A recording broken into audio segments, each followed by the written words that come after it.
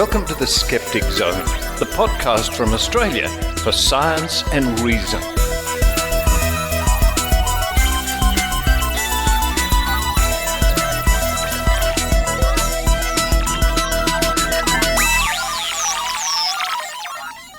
Yes, it's the Skeptic Zone podcast, episode 874 for the 6th of July, 2025. Kat McLeod guest hosting this week from Kitty Corner Studios in Edmonton, Canada. Last we heard from Richard Saunders, he was about to be lost in the Bermuda Triangle. Maybe he'll be back next week. Who knows? Coming up on this week's show, Adrienne Hill and Susan Gerbic talk about the recent adventures of various Skepticamps. And it really goes to show what fun these meetings are. And of course, we encourage people all around the world to run a Skepticamp or attend one.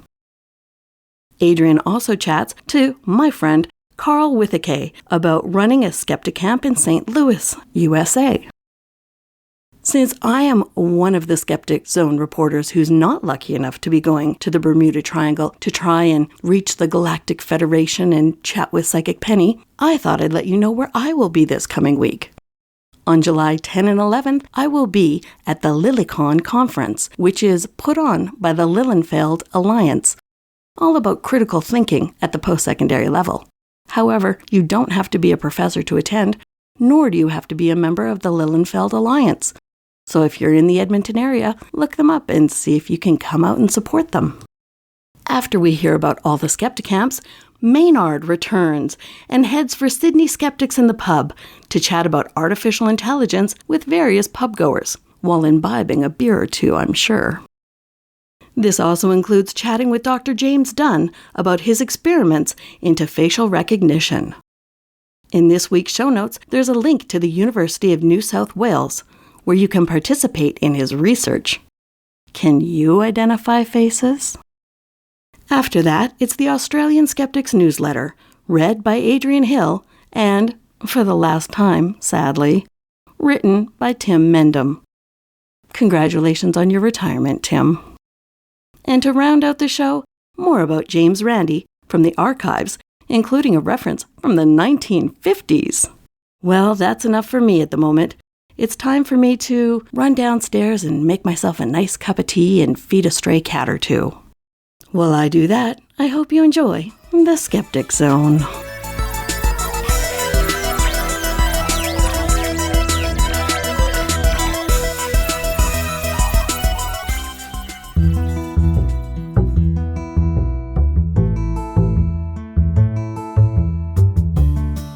You can count on Adrienne with Adrienne Hill.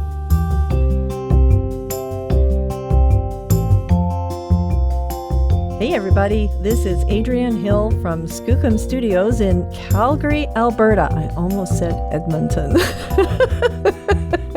I'm thinking of you, Kat. And today I have my traveling companion, Susan Gerbic, with me. We've just gotten back from a couple of big adventures, haven't we? Hi, Adrienne. Hi, everybody. You and I have spent quite a lot of time together in the last month, starting off with WeCanReason. What was your impression of the conference and then the following Skepticamp that was up in Edmonton the following week? We'll start there. Oh, Adrienne, I had a wonderful time touring with you. You're a really great partner to travel with. And I had a great time meeting people. WeCanReason was in the beginning of May, and then we traveled over to Edmonton. And we also spoke to that high school in Edmonton. That was great. I've written all the adventures for Skeptical Inquirer. So if people are interested and they want to see the details and the photos, I had a fabulous time. I met so many interesting people. I listened to lots of great talks. There's a lot of skepticism going on out there. I think that in Canada, I have great hopes for you guys to grow into bigger network of doing things, because right now it seems very small, but there's wonderful talent in your area. Absolutely. And it's interesting too, because there's a perception that Alberta is not skeptical. And I understand where that comes from, because we do have a premier who does promote things like naturopathy and chemtrails. She believes in chemtrails. So I get why people have this perception of Alberta. We have a tendency to be more conservative with our politics. However, the cities, Edmonton and Calgary, are not like that. So I think it's really important to get across that we do have people who are fighting hard for science in our province. Timothy Caulfield as being one of the leaders, Jonathan Stea another. Yeah, I'm sad that I didn't get to meet Stea and Caulfield, but there's some really great talent like Rodney Schmaltz in Edmonton. And he is teaching that critical thinking class. And he's got those students that are doing wonderful talks, the next generation, which is important. We've got to always replace ourselves. Exactly. I was very impressed with the quality of the speakers, the quality of the people that came out to WeCanReason and to Edmonton's Skepticamp. And I'm really looking forward to coming back again. And I think that people really should try to get themselves there if they can. Let's turn the clock to the Skepticamps that you and I attended in St. Louis and in Raleigh. And let's start with St. Louis. As I was flying in, you were experiencing a tornado. Yeah, no psychic warned us. Wasn't that interesting? They have this thing called alerts on your phone that let you know, using the weather and science to let you know that be safe, take cover. There's a tornado coming to your area. Litter Tunnel and Karl Withakay and I were under the Gateway Arch when the tornado warnings went off. And everybody was like, what in the world? And we stayed in the arch. It was fine. We had no problems whatsoever. Didn't even see any storm clouds or anything, a little bit of rain. And when we got out, I was just kind of flippantly just saying, oh, I guess that was nothing. We saw some trash cans knocked over as we were walking away. But we found out later that day that there was actual some major destruction. Homes were destroyed and lives were lost. But I felt really bad about it later. You and I drove around.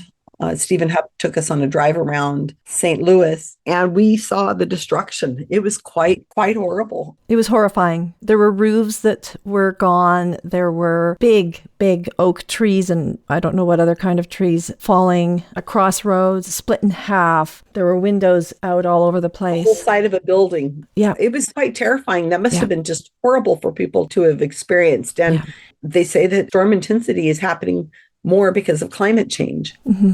And I mean, I'm not a scientist. I don't really know, but that's what I've been told. So we were in the art museum a few days later, and I believe it was Stephen overheard the workers talking about how they had to get everybody down into the basement, and the tornado went right by that museum, the art museum, and that they had to show calm on the exterior, but inside they were absolutely panicking. I can't imagine what these people went through.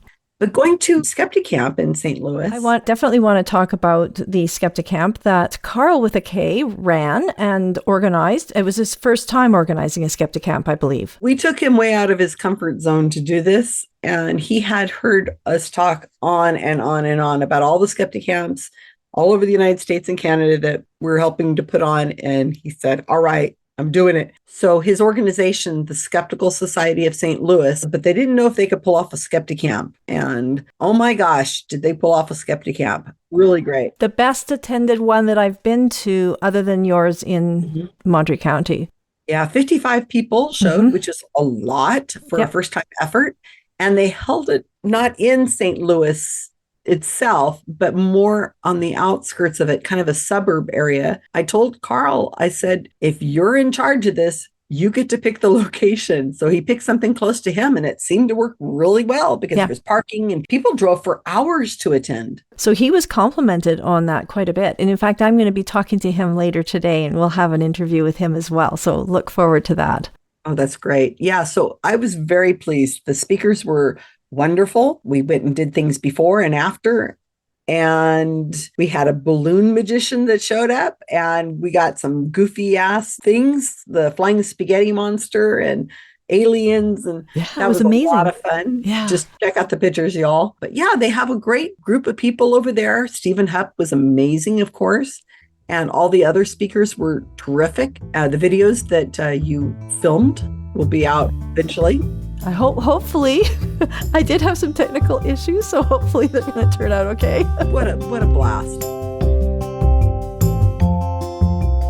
Today, I am having a chat with Karl Withakay. That's how I originally knew him. Welcome, Karl. Howdy. And Karl Withakay is like a username kind of thing, and also a way to tell people how to spell your first name. Yeah. What's your actual last name? My last name is Gerhardt. Yes, so Karl Gerhardt. Good German name. It's always going to be with a K for many of us because that's how you were introduced to us. Way more people know me by Withakay. I think the funniest thing is Susan Gerbic. I actually thought that was your name for a long time, correct? Oh, yeah. Well, so did Stephen Hupp. Susan came to town about a year ago, and she spoke to the St. Louis Skeptical Society, but she also spoke at Southern Illinois University, Edwardsville, where Stephen teaches. He introduced Susan, and he says, oh, and we also have here Karl Withakay from the St. Louis Skeptical Society. And that's not just how you spell his name, that's his actual name. And I said from the back room, no, it's not. He goes, what?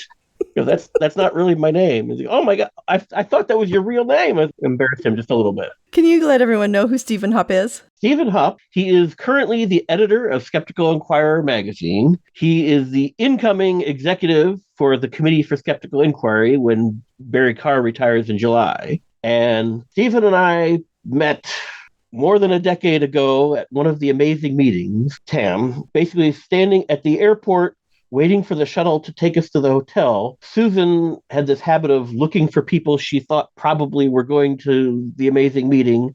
And based on the T-shirts we were wearing, she figured out Stephen and I were both going to TAM, and she took our picture together. And at the time, we didn't know each other at all. Stephen and I've never met her. I knew who Susan was. I don't know if I really knew Susan, but I knew who she was. Right. I'm going to add one more qualification to Stephen Hupp and yourself, actually, as excellent tour guides for the St. Louis area.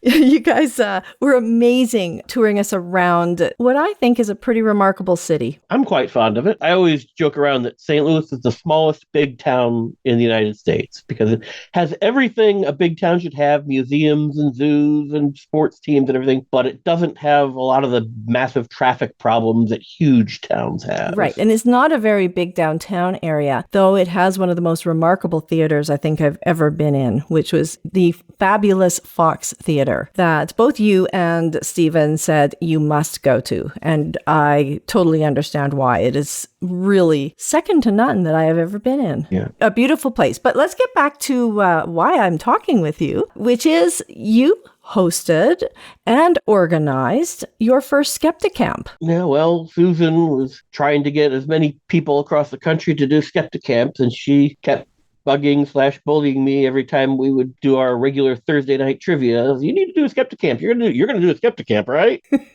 And I said, maybe. Well, not only did you do maybe, you were exceptionally organized because you approached me at SciCon last year in October. And I'm like, oh, that'd be fun. I've never been to St. Louis before. And so that's kind of how it started for me. Your Skepticamp was really the most successful one that I've been to outside of Susan's own in Monterey County. So congratulations on an excellent Skepticamp for your first one. Pretty amazing. I basically decided I need to book the speakers as far ahead of time as possible to be the first person to ask them if they're available on a certain day, because I know calendars fill up, and I did that before I had a venue, before I had anything. I had my speakers all lined up. The St. Louis Skeptical Society had not done a Skepticamp since 2015, at which point none of the current board members were board members, so maybe one of them might have been, but none of us had any experience doing it. And I was kind of this mindset of, I don't want to go too overboard in massively planning this, because if we fail, I want to fail kind of small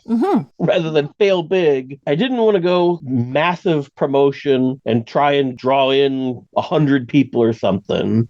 We talked to the local ethical society and communicated with the rationalist society, but we didn't try and get on television or radio or in any of the small local newspapers or what passes online for a web newspaper these days. So like next year, I would say we definitely would put more focus into promoting ahead of time and trying to get in as much local media as possible so that as many people outside of our circle hear about it. The Ethical Society of Mid-Rivers sent someone to attend, and they had a little table and they talked about doing some joint events together. That's great. So it was not only a chance for people to learn from the speakers. I thought all the speakers did a really fantastic job, but it was also to connect other people, meet new people, which happened, and also to connect with these other organizations and possibly work together and pool your resources and knowledge. I think that's a wonderful thing that happened. I didn't even know there was a Rationalist Society in St. Louis until I put the first information out on my blog and started promoting it on the Skeptical Society page. And they reached out and contacted us and were interested in sponsoring, and they gave a very generous donation to help sponsor. When you were choosing speakers, did you have anyone in particular in mind or subject matter in mind? What I did was basically ask people I knew who I knew had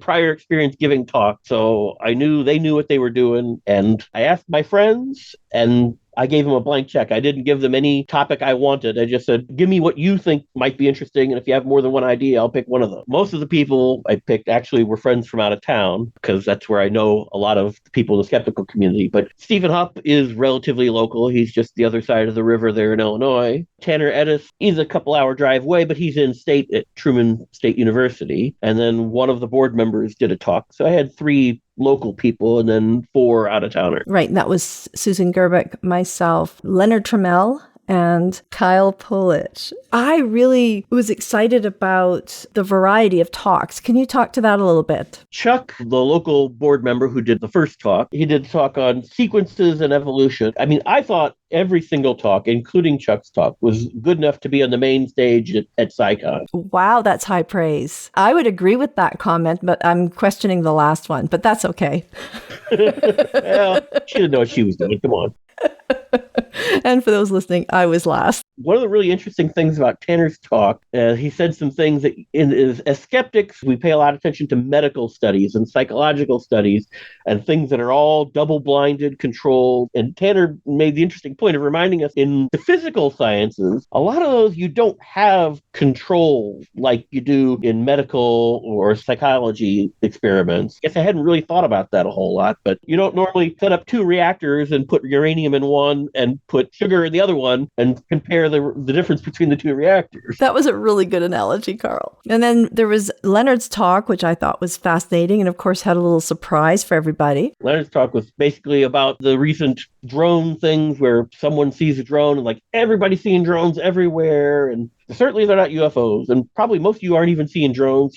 You're looking up and you've never looked up before, and you see things you haven't seen before, and you just jump to the conclusion, drones. While Leonard was talking, this little tiny drone emerges from a box on a table and starts flying around the room. Yeah, it was wonderful. And of course, Susan Gerbic had an excellent talk. Kyle Polish's talk, for a while, I've been wanting to get Kyle out because in conversations I've had with people at Skeptics of the Pub, I know there's a lot of interest both in big data and in AI. It's like, I know a guy who's pretty much an expert in both of those things. I think you'd really enjoy his talk. Exactly. And he gave a really good talk. He's a good speaker. He also has a podcast called Data Skeptics. Not Date a Skeptic, but Data Skeptic. So anything else, Karl, you wanted to bring up at all about the Skepticamp? Just if you're thinking of throwing a Skepticamp, I think the best way to get people to attend is make it free. But if you make it free, you might not get enough in donations to pay for it. So you got to find a balance there. The venue and the catering were not cheap. And that's what happens when you do it in a hotel. But boy, is it nice to do it in a hotel. It was such a nice venue. Oh, it's so good. It's nice that you don't have to worry about getting from the hotel to the venue. Yeah. In essence, it feels to me like what you put on was like a mini conference, but that was free. Yeah. That's how I approached it. Yeah, it was wonderful. And I think you did a great job. And I'm so glad that I agreed to come along and not only be at the Skepticamp, but to hang out with you for a few days and learn about St. Louis. Thank you so much. Yep. I can't wait till you come back and I can show you all the stuff we didn't have time to show you when you were here. Thanks so much for spending some time with me and letting us know about the Skepticamp. How can people find you, Karl? Skeptical Society of St. Louis can be found at skepticalstl.com. We also have pages on Facebook and Meetup. If people want to find me, I have a blog at blog.cordialdeconstruction.com. It doesn't get edited very often, but every once in a while I update something there. Perfect. Thanks so much. Okay. Until next time, this is Adrienne Hill from Skepticamp Studios in Calgary, Canada. Woohoo!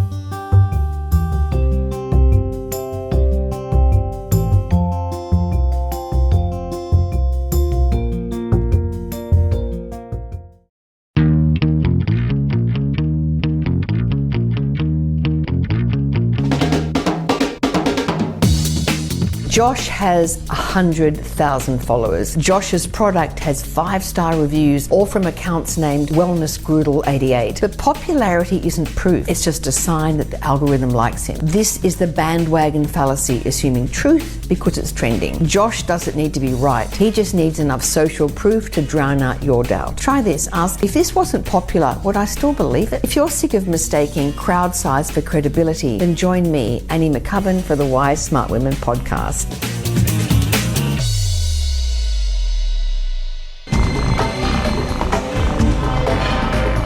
Here's Maynard's spooky action at a distance. Well, here we are at Skeptics in the pub, and it's a fairly epic evening. This evening we're going to be talking about AI, which means I'll know nothing about it because I cannot code. Never been able to code. Can you code at all? Yeah, I can code, Maynard. Oh, well, what sort of level do you think you'd code at? Well, I have a bachelor's degree in software development. That's pretty good. Yeah. And as someone who works in the field, when do you think was the first time you may have been fooled or you was fooled by AI? With me, I'd say it was about 3 years ago, probably on a photo or a piece of audio or something like that. Can you pin that down? I think around 2020, while everyone was stuck inside in COVID, deep fakes became very popular, and you could map someone's face onto someone else. And originally they were pretty bad. Like, generating an image was pretty basic, and it would look strange. The best example is Will Smith eating spaghetti. It doesn't look right at all.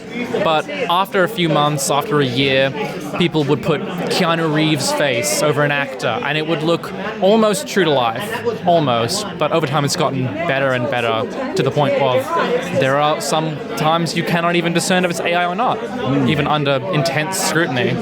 Okay, as someone who works in the field, do you think we are going to experience what they're calling the singularity, where suddenly AI will go bang when it's intelligence and it'll either be all great for us or all over for us mammals?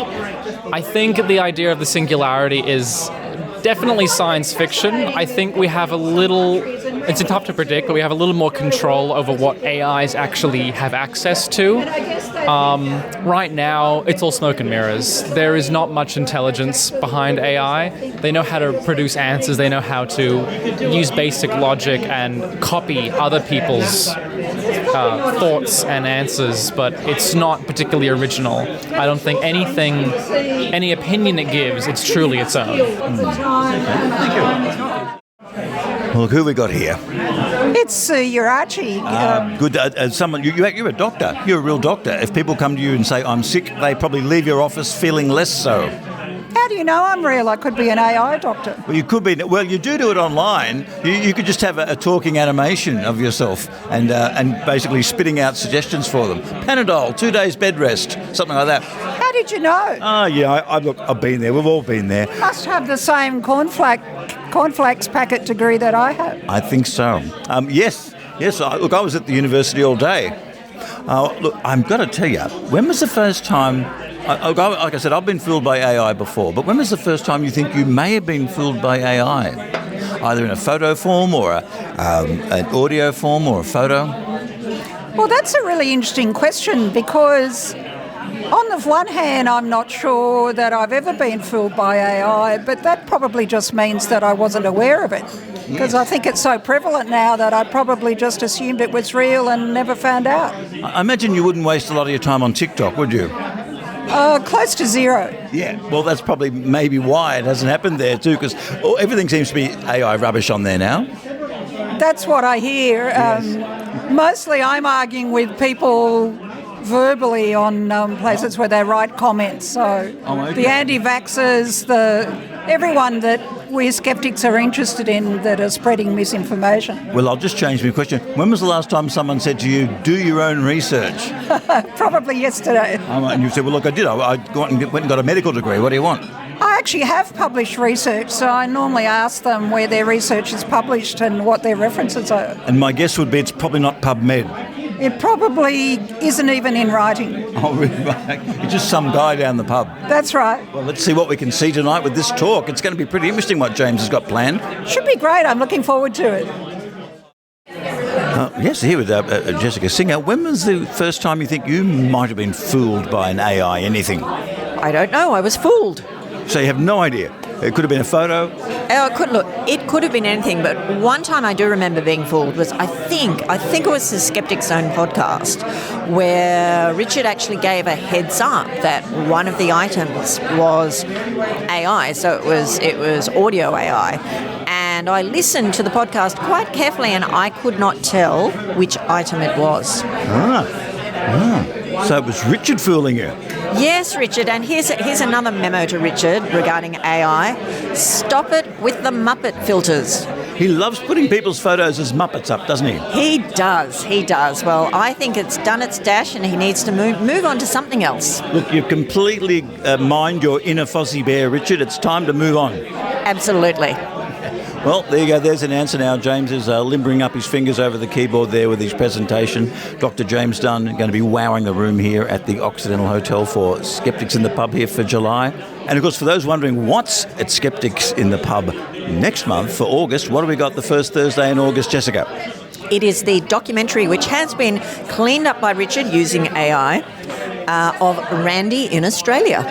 Oh, the whole doco. Whole doco. We're having a special movie screening. Is that the one that's got Richard Carlton in it? Is he in it too? Don't know, it's sorry. It's a 60 Minutes-y kind of thing, but I don't think that's him. No, I don't think it's that one. But if you're fans of ABBA the movie, the first 2 minutes of the jumbo jet flying is exactly the same footage as ABBA used at the beginning of ABBA the movie. Yay! Yay! And Richard will be singing Does Your Mother Know as well, live here in August. Oh boy, everyone's going a bit hushy now. It's time for the big AI experience on the big screen here at the Occidental. James is limbering up. He's on his starting block. He's really going to give us the AI good word. If we can get the microphone to work. Oh. Okay, can everybody hear me? Yes. Fabulous. Good evening, everyone. I'm Jessica Singer, President of Australian Skeptics. Welcome to Skeptics in the Pub.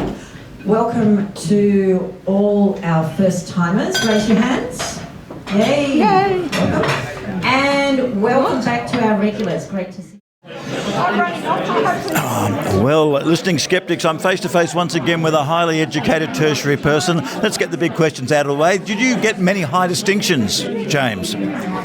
I think a few, if I remember correctly, yeah. Wow. And tell us how long you've got a doctorate in what? I have a PhD in psychology. Wow. Now, with a PhD and with the stats and everything, you must be watching TV sometimes and on the news, or they'll quote some study or some survey or some bit of data that's obviously completely wrong. And do you throw your pencils on the floor? What do you do when that happens? Do you try and keep it to yourself? No, my wife definitely hears about it. There's no way I can keep it to myself. No, it's frustrating that there is not a healthy skepticism about these kind of research studies that are being promoted. Not to say that the studies themselves are flawed, but they're sometimes taken out of context in media reporting. So they're overreaching in terms of what they claim. A recent one, but it really speaks to me, was where a study that suggested, or the headline that was taken from it, is that AI, using generative AI like ChatGPT, is giving us brain rot. Because they found when they scanned people's brains, there was less electrical activity in certain areas when somebody used ChatGPT than when they had to write it themselves. But of course, using these generative models uses different parts of the brain. So what really matters is what you compare it to as a baseline, and maybe that's what we should be wondering about. What is it compared to, and what does it allow us to do? What are we freeing up resources for if we're using these technologies? Also, it's kind of like an old story. I'm pretty sure brain rot's been around since, television, that black and white TV Western show's going to rot your brain. that's just another example of how many things we've been told that's going to rot our brains, which we found out later is probably not as bad as we think. Video games is another one where everyone thought there's no way this could be good for you, but it turns out it actually has established cognitive benefits. Yeah, look, lots of things. Look, there's ups and downsides to everything. What do you think is the biggest downside of the AI revolution, which is really a marketing revolution in many ways that we're experiencing now? I suppose the biggest downside is people don't understand the strengths and weaknesses of the technology they're using. So there's a misappropriation, and sometimes that leads to over claims of what it's capable of doing, and sometimes that means also misrepresenting what it's actually able to do. So sometimes, for example, when people talk about ChatGPT, it's as a way to research information. It is not a tool for research because it's not actually read the research in the way that you think it has. It understands statistics and predictions of words. And also, I imagine people can reach the conclusion and then look for the research. Like if you're an anti-vaxxer, for example, you might feed that into the question you're asking the AI and it will spit it out for you and it will not be correct, or they'll make it up because they want to please the answer you wanted. Yeah, these models are not encouraged to give you the right answer. They're encouraged to give you an answer. So when you ask it a question, it rarely says, I don't know that, unless the programmers have strictly instructed it to not answer specific questions. It will give you an answer. There's no sense of the confidence of that answer as well. So it's quite frequently misreporting information or misreading information and not understanding context in the same way that humans can.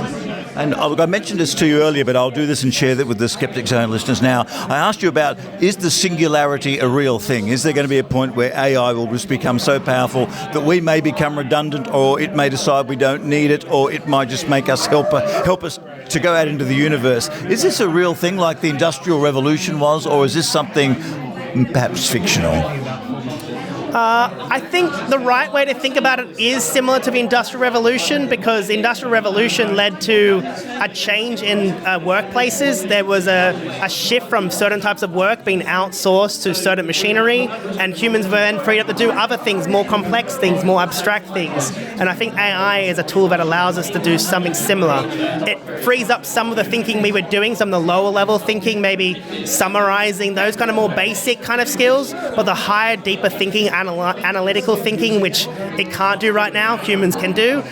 It's still a need for humans there. Well, look, and just earlier too, you were putting up some face test you were doing and challenging us. Oh, hang on, there goes my dad and his motorbike. You were just challenging us to see if we could take it. How hard is the face test, and how do we go there and take it ourselves? Yeah, so about 8 years ago, we tried to make a test specifically to see how good super recognizers could be. We wanted to find the Einstein of face recognition, and we couldn't do that with the existing tests. They were just too easy. So we made the UNSW face test, and it is the hardest test out there that we know of. The average person on that test gets about 60% correct, and to be a super recognizer, you need to score 70% or higher. So it's a very, very difficult test, and there's a lot of scope to get the best people. And so if you want to do that test, you can look it up on your favorite search engine. Just search for unswfacetest.com. And James, does it sort of basically work? You'll be shown a photo, and then you'll be shown a whole bunch of other photos. Eventually there'll be something like that photo, and you might see if you recognize it again. Is that roughly how it works? Yeah, so there's a few different stages, but the main thing we're focusing on, we show you some photographs of people in high quality photographs, and you're asked to recognize them from photographs that are less high quality, like from Facebook, that people have just taken selfies of themselves. And so it's a very challenging test because sometimes people look very different. And with your analytic mind, who do you think is the most recognizable face in the world? I think there's a combination of both familiarity and distinctiveness. I think you can't really look past, unfortunately, someone like Donald Trump right now, but also someone like King Charles is a great example I give in my talks about someone who has a lot of distinct features. Look, Dr. James Dunn, thank you for joining us tonight at the Skeptics in the Pub at the Occidental Hotel. Thank you for having me.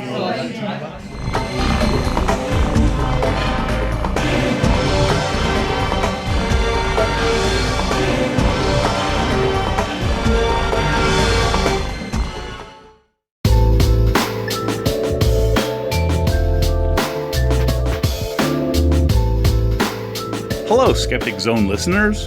Ben Radford here from Square and Strange podcast, all the way from the American Southwest, where Celestia and I do our best to keep track of all things strange. Speaking of strange, I'm nearly finished with a short documentary film titled State of Nebraska vs. Crotchy the Clown. It's the funny, true story of a television clown who triggered a free speech case that ended up before the Supreme Court. I've launched a Kickstarter campaign if you'd like to learn more. We have amazing rewards for backers, including you being in the film. For more, please go to nebraskavcrotchy.com or check out my social media. Thanks.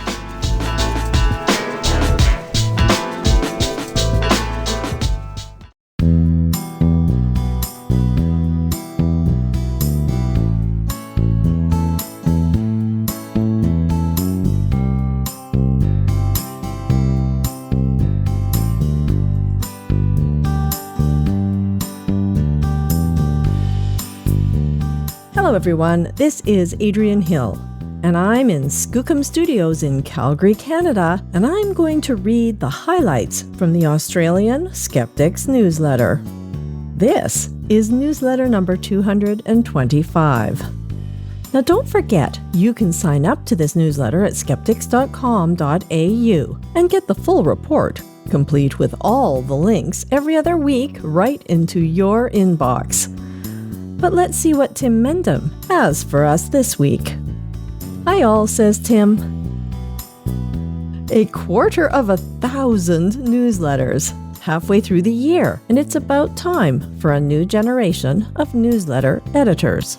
The next issue will be done by someone, not me. So stay tuned for the next installment of Skeptical Activity. In the meantime, read on. Tim. Okay, Tim, I'll do just that. And I wonder who will do the next newsletter. I think I'll read it, but I wonder who's going to write it. I will miss you, Tim. ASI News. Position: Skeptics Online Content Manager. Australian Skeptics is expanding our online presence via a global, content-rich website. And we are looking for a person to be our content/editorial manager. All content will take a skeptical, i.e. critical thinking, approach to claims of pseudoscience, the paranormal, and the implications of this approach more broadly. We foresee the position as part-time and would expect the manager to have some understanding of the areas covered by Australian skeptics. The position entails establishing a list of content providers, short and long articles, processing submissions, possibly generating original copy, liaising with website manager and developers for posting on an international site. Please contact nsw@skeptics.com.au for expressions of interest. U.S. HHS blasted for conflict issues. The U.S. Senate Finance Committee ranking member Ron Wyden, the Democrat from Oregon, has blasted the U.S. Department of Health and Human Services Secretary Robert F. Kennedy Jr. for purging all 17 vaccine experts and replacing them with unqualified, skeptics, quote, who have serious financial and personal conflicts of interest on a top advisory panel at the Centers for Disease Control. Despite RFK's public promise at a finance committee hearing to do nothing that makes it difficult or discourages people from taking vaccines, end quote. Meanwhile, why is thimerosal back on the CDC's agenda? Thimerosal is an ingredient that helps keep vaccines pathogen-free. In the past, RFK Jr. has falsely stated the ingredient is a contributing factor to causing autism. In recent decades, the preservative largely has been phased out of vaccines, even as autism rates continue to climb. The new CDC Vaccine Advisors Group, with a strong anti-vax component, has endorsed this season's flu vaccines for just about every American, but only if they use certain shots free of thimerosal. Meanwhile, quote, more people are going to die, end quote. Okay, say what you really think. Dr. Fiona Havers, a former CDC official, gives a warning as the new vaccine advisory panel meets. Quote, recommendations from the newly appointed panel could upend vaccine policy in the U.S. and affect immunization availability for a number of diseases. People will not be able to get these vaccines, and more people are going to die, end quote. Havers resigned from her position earlier this month in protest at RFK's shakeup of the panel. Mystery of the Bermuda Triangle. This is more of an FYI, or for your information. It's a handy summary to send to those who mention the triangle. Probably also useful for those soon to go on Brian Dunning's cruise of the area. It might settle any nervous Nellies. The next, and sadly final, issue of The Skeptic is finally coming out. Sorry for the delays. It must have been the tears in our eyes. But digital copies of the June should be with you this week, and hard copies will take a little longer. The issue will feature a look back at the history of the magazine and other historical events, including a rather special cover. Meanwhile, the March 2025 issue features a look at folklore, the fun, fashions, and fakes, there's that alliteration, as well as an in-depth look at 2 cancer cure influencers in the news and on TV. Wellness Woo, Cold Heart's latest definitive proof of UFOs, at least this week's version, and a full report on Skepticon XL. You can read the article on the infamous Belle Gibson in the preview of the March issue, available on our website. Items of interest. Travel tips. Paranormal Truth Seekers Expo. This will be held on July 26, north of Boston, Massachusetts. Quote, a variety of paranormal experts, including paranormal investigation teams, demonologists, UFO and extraterrestrial exhibits, Bigfoot experts, and many more paranormal oddities to examine, end quote. Honestly, how could you miss it? And it's right near the U.S. Skeptics headquarters in Buffalo. Hidden triggers behind haunted homes. Modern paranormal research reveals that couples who experience supernatural encounters often discover fascinating truths about their own psychology and their home's environmental factors. While genuine mysteries remain unexplained, quote, the investigation process itself provides valuable insights about human perception, environmental health, and the sophisticated technology now available to separate fact from fiction in the supernatural realm, end quote. There's a little bit of separating fact from fiction in this story. DNA test on blood on weeping Madonna. All the elements you want. A self-proclaimed seer currently under investigation for fraud. A statue from Madonna Mad Medjugorje.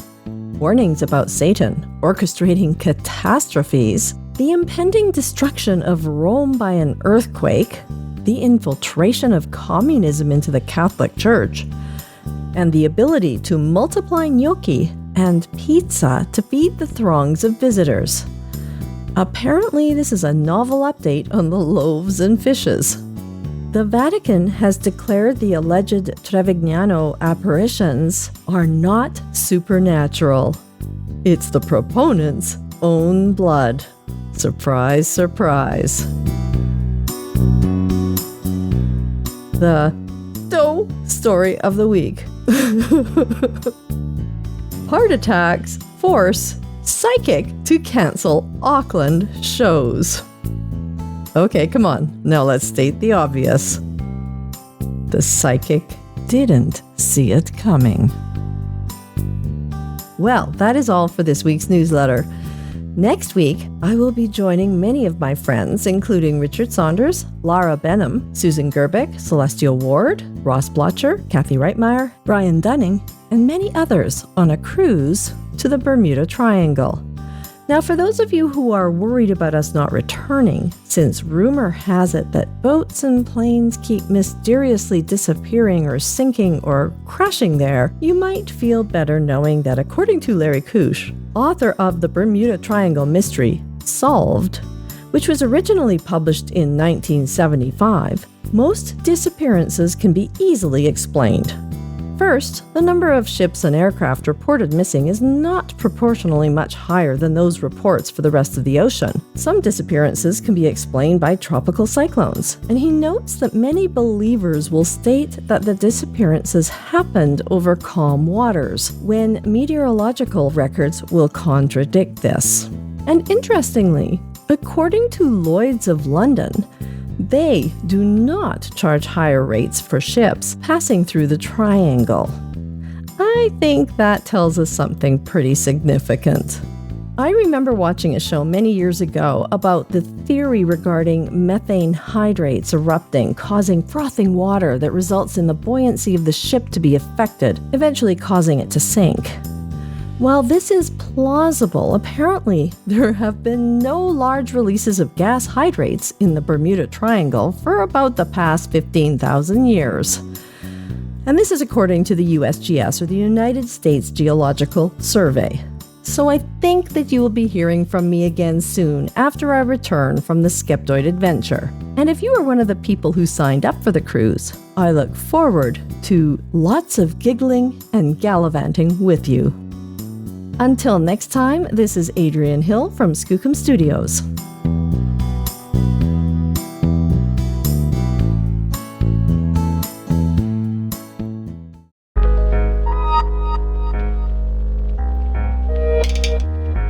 Hello, I'm Eugenie Scott, Bay Area Skeptics. Now, this is not going to be especially relevant to my Australian friends and to other international people listening to this broadcast, but if you are in Northern California or the vicinity thereof, try to join us on August 23rd, 2025 for Skepticamp, Northern California's Conference for Science and Skepticism. We have a wonderful array of speakers. We have our wonderful Global Skeptics in the Pub for you to join from wherever you are around the planet, this spherical Earth of ours, not flat. And if you want to have more information about Skeptical, go to www.skepticalcon.org, and you'll find out information about specifics on the speakers, on Global Skeptics in the Pub, and other useful information. Please join us. We're so excited to be having our 13th Skeptical in person again, after a few years off from the COVID epidemic. August 23rd, 2025.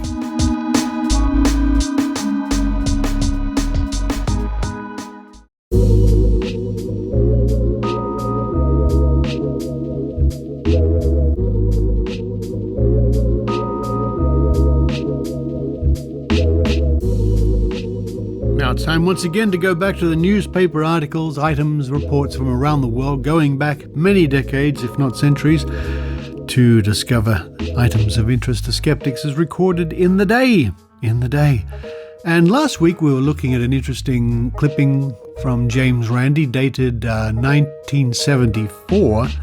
Well, let's go back in time 18 years before that report, and this is a very early report mentioning James Randi, and this dates from the 15th of September 1956 in Billboard Magazine, and the title is "One is Born Every Minute."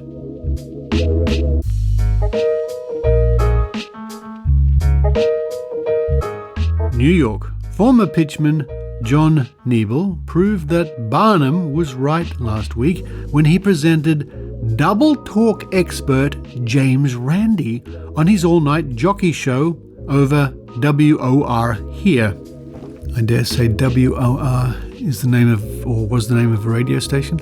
Nebel, who recently replaced the controversial idol of the, quote, night people, end quote, egghead DJ Gene Shepard on the station's early AM segment deliberately provoked an argument with Randi, introduced as Dr. Astro Kiesliger, a noted Canadian metaphysician, on the air claiming he couldn't understand him.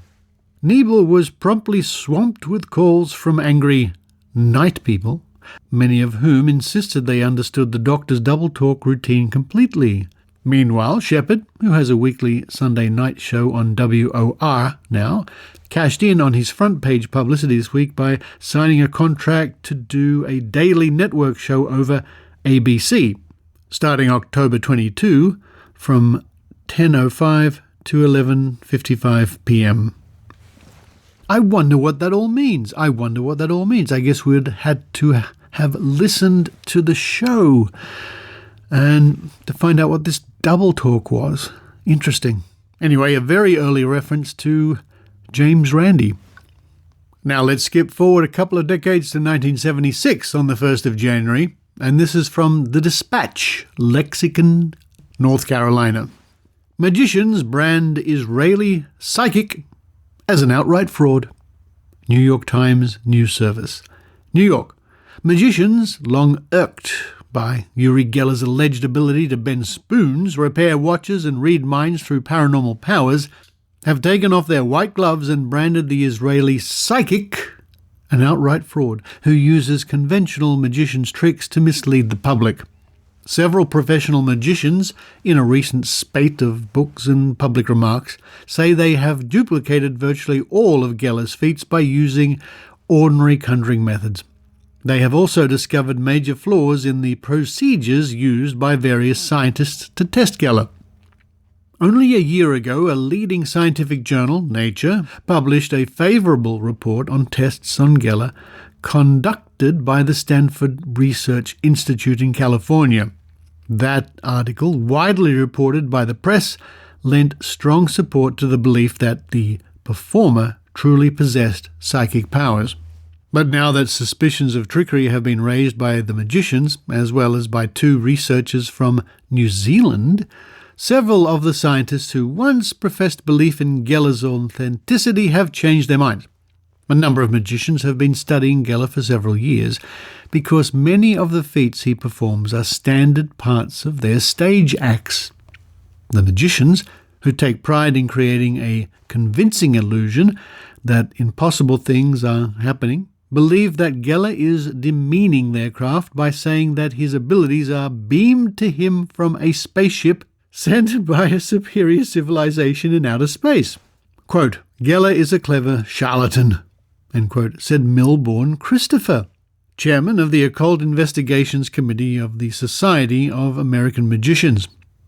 Quote, a careful study of his career and observations of his act by magicians have turned up numerous instances of cheating, end quote. Christopher, who became a consultant to the Stanford Research Institute after its experiments with Geller, has included a chapter on the young performer in his new book, quote, Mediums, Mystics, and the Occult, end quote. In it, he says, quote, Geller is at his ingenious best in laboratories, where he is being observed by scientists who believe he has extraordinary ESP ability and think, without justification, that they have ruled out every possibility of fraud. Unless an expert in deception is present while such tests are being conducted, these experiments are as valid as a $4 bill, end quote. A more detailed examination of the purported psychic's career is in another new book, The Magic of Uri Geller, by James Randi, the magician who has probably campaigned hardest against Geller. And of course that book was later republished under the title The Truth About Uri Geller. The book describes numerous instances in which magicians watched Geller perform at close range and spotted the moment when they thought he diverted attention while, for example, bending a spoon by muscle power. To all his critics, Geller has usually said that he does not care what they say as long as they spell his name right. I couldn't care less, Geller said in a telephone interview about the new books He added that the books contained lies about him, but later said that he had not bothered to read them. "I know what I do is real, and that is enough," Geller said.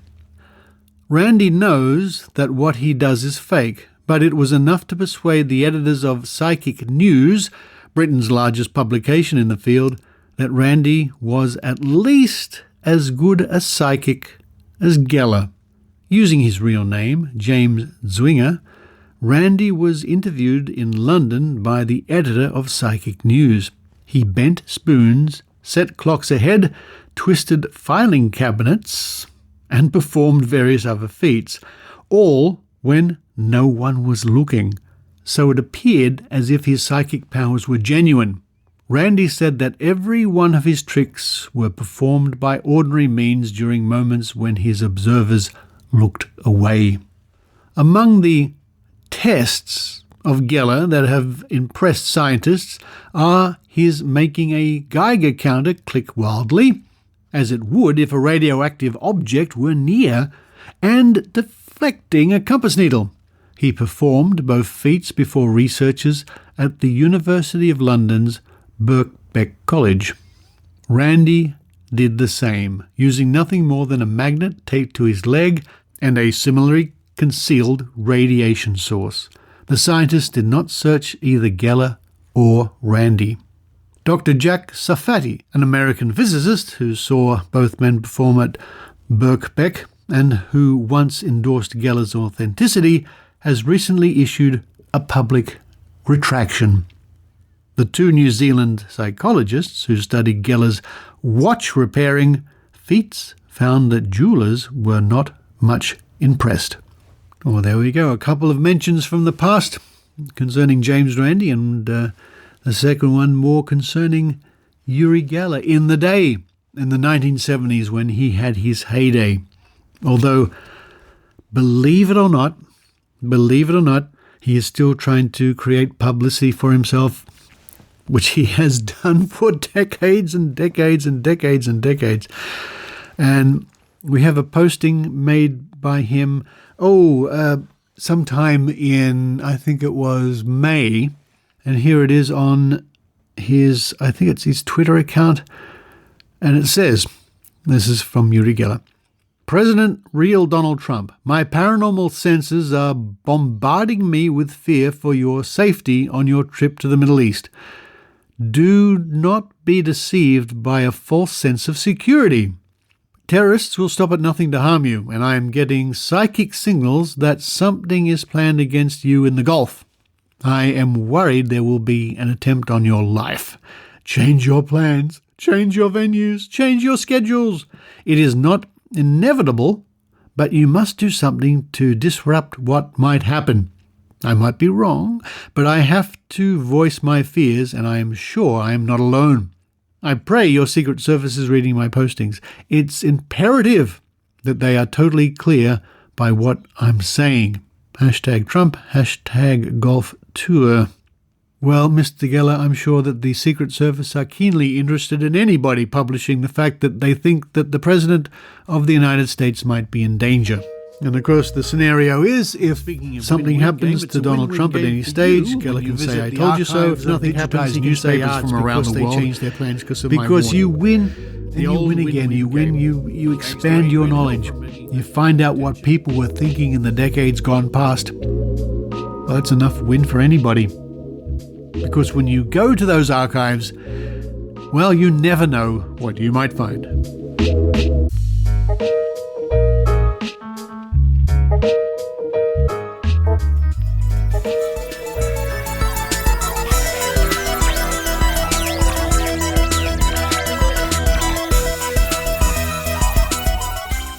Thank you for listening to the Skeptic Zone podcast. You know, I could really get used to this. Maybe Richard will never return from the Bermuda Triangle and will be lost in a time vortex forever. Then you'll all be stuck with me. Coming up on next week's show, we may hear some reports from Richard's adventures, or maybe not. Also, hopefully we'll hear more from Adrienne Hill gallivanting around the world. And in the Trove segment, the last in our series featuring James, the amazing Randi.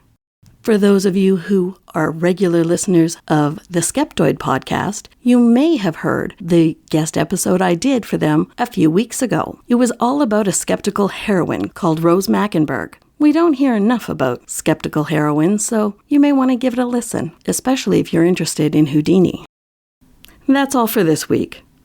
This is Kat McLeod signing off from Kitty Corner Studios in Edmonton, Canada.